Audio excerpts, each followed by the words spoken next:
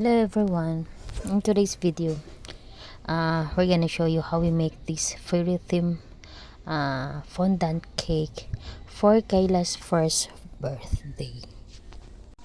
By the way, thank you nga pala kay Sis Len na lagi po siya nag-order ng fall fondant cake.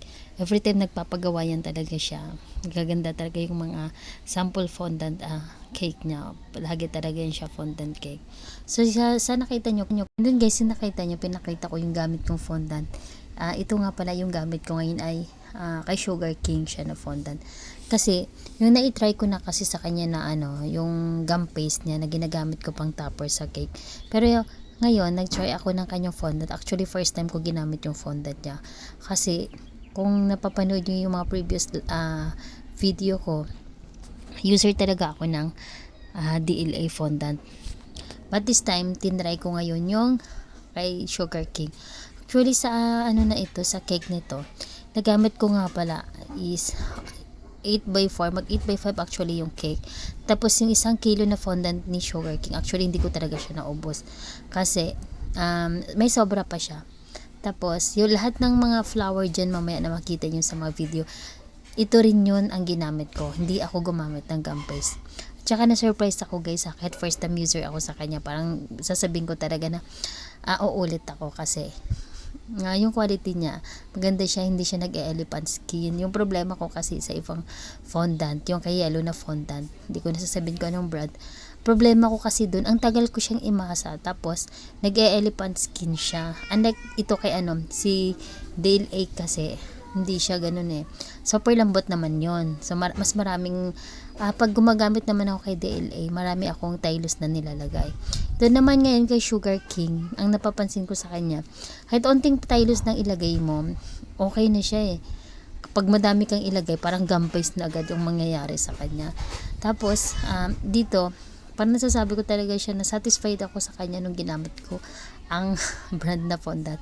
Actually, hindi nga pala tayo paid video ni Sugar King sinishare ko lang talaga yung experience ko sa paggamit ng kanyang fondant. So, ito na tayo guys, balik na tayo kay cake. Actually, yung nakita nyo doon sa unang video, naglagay pa kami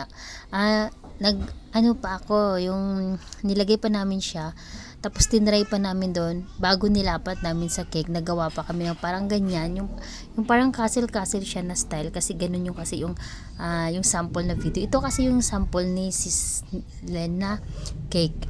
Papakita ko sa inyo guys yung pinanggayahan namin ng cake. Actually itong niya talaga, pinaggayahan is kay AI. Ayan, ito siya. Tapos parang ginaya lang natin siya, pero hindi lahat-lahat ginaya natin kasi wala tayong ganyang dal. Ayan, yun lang guys. Tapos yung ginamit ko nga pala dito na mga flower, ayun yung pinapakita ko sa inyo. Yan yung mga silicone na molder niya. Lahat yan actually yan yung mga ginamit ko. Tsaka ang ganda niya, tingnan nyo. Tsaka alam nyo guys, yung ginamit ko dyan, yung di ba yung nasabi ko na sa inyo, yung fondant niya, naglagay na ako ng tylose. Medyo dinagdagan ko siya ng tylose para mag-form siya, kasi yung sa silicone, parang pag malambot kasi sobra yung fondant, hindi siya actually magfo-form ng ganyan. So tingnan nyo, maganda yung pagka-form niya. Actually may binili pa ako maraming bulaklak, pero hindi ko talaga siya nagamit. Kasi nung tinry ko yung molder na yan, ayun, swak na swak siya talaga. Ang ganda ng niya, kinalabasan niya. Tapos yung nakikita nyo dyan, yung parang castle. Gumamit lang kami dyan yung parang yung mga tools pang fondant. Kasi pag before tumigas yung fondant, talagang kailangan i-form mo na siya ng ganyan, kasi pag medyo mahanginan na kasi siya at may nilagay tayong tylose, tumitigas na agad yung fondant Tapos yan yung ganyan, yung dinesignan na lang siya para magmukha siya doon sa ginaya natin na cake.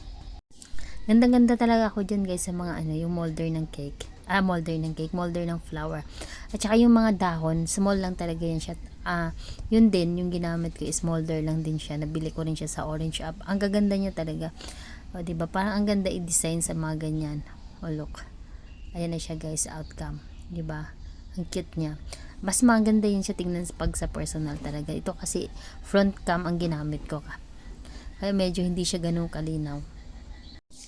Ayan na guys, tapos alam mo, happy talaga ako sa result na cake na ito. Actually, ito yung best work so far talaga namin ngayon, itong cake na to. Tapos nakita nyo yung nilagay ko dyan na mga mushroom, non-edible po yan siya. In-order ko lang din siya sa Orange App. Kasi parang feeling ko bagay talaga sa dyan sa taas. Kasi yun sa pinanggayahan ko ng cake, hindi ko mawari kung anong picture yun kasi medyo malabo. So, nag-decide na lang ako na lagyan ko na lang ng ganyan. Ay, diba yun? Lagyan ko na lang siyang ganyan para magmukhang ganun pa rin sa sample na binigay. So, ito na guys ang ating finished product.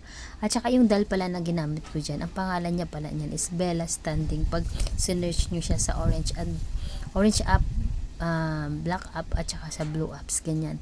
Diba? At saka yung name niya pala is, kami na rin din siya gumawa. Tawag nito cardstock pala yan siya. Tapos actually meron talaga yung pakpak dapat, kaya lang nung nilagay namin hindi talaga siya bagay kasi super laki ng pakpak. Kaya ang ginawa namin, gumawa na lang kami printed na pakpak para bumagay sa dyan. Diba? Mas ang cute niya, diba? Yan na guys ang ating finished product. Yan nga pala ay may kasama ding cupcake. Thank you so much. Thank you. That's all for now. Thank you. Don't forget to like, share, and subscribe.